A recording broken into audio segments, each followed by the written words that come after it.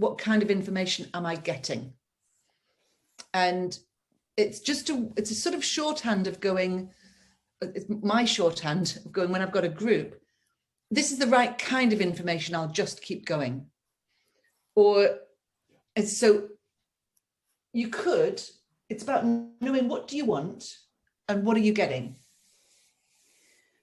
And sometimes you just don't know what you want. Sometimes in systemic modeling, you're just going, I wonder what I get. So you might say, buying Christmas presents for you is like what? Or buying birthday presents for you is like what? And you might kind of not want to fixate, do I want to know the knowledge of buying birthday presents? Actually, you wouldn't start with a like what question for knowledge, but you might, do I want to know the knowledge of it? Do I want to know the process of it? Do I want to know the experience of it? And this is the relationships. We won't talk so much about this today, but the relationship between me and presents or me and other people. Sometimes you don't want to have specified. You want to just start, see what you get back and start to classify in the moment. Start to work out what you've got and where you're going to go next.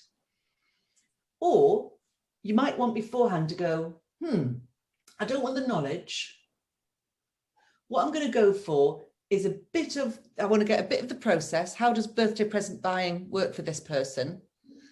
But I really want, what's it like for them?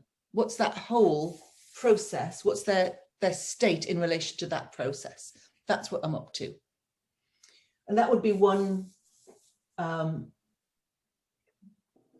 choice. And then you listen to them and somebody will say, I don't know, birthday presents, oh, it's absolute hell.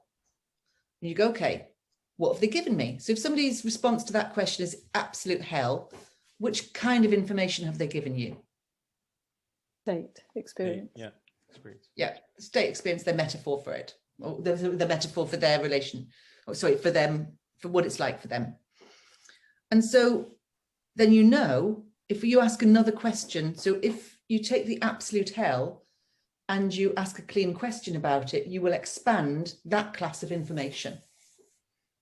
So I might say, when it's absolute hell, anything else about, it's not just, I might say to the group, it's not just hell, it's absolute hell. So when it's absolute hell, anything else about the absolute? And let's say they say, my whole life, it's always been a mess. You go, okay, so now I know for them, my whole life, it's always been a mess. Now my next question to the group, if that's the first thing that happened, they've set the tone for state. Does that make sense? Mm-hmm. So if I then say, so when for Peggy, it's absolute hell, who's different to that? For you, buying presents is like what? Now, they might do one or two things. They might match this, or they might say, oh, it's something I do a long time in advance. And you go, oh, okay, now what have I got? Process. And you have to make a decision because that's not the same class of information that you've got now. So you might go, okay, I've got a bit of state over here, I've got a bit of process over here. So it's something you do a long time in advance. And so anything else about doing it a long time in advance? You might look for a little bit of the why does he do it a long time in advance? Oh yeah, I really, really enjoy playing I really enjoy playing with ideas. Okay, so Jack really enjoys playing with ideas, and Peggy, it's absolute hell. And Jack does it a long time in advance. Let's find out. No, that's probably enough. I'd probably then go, so who's different again?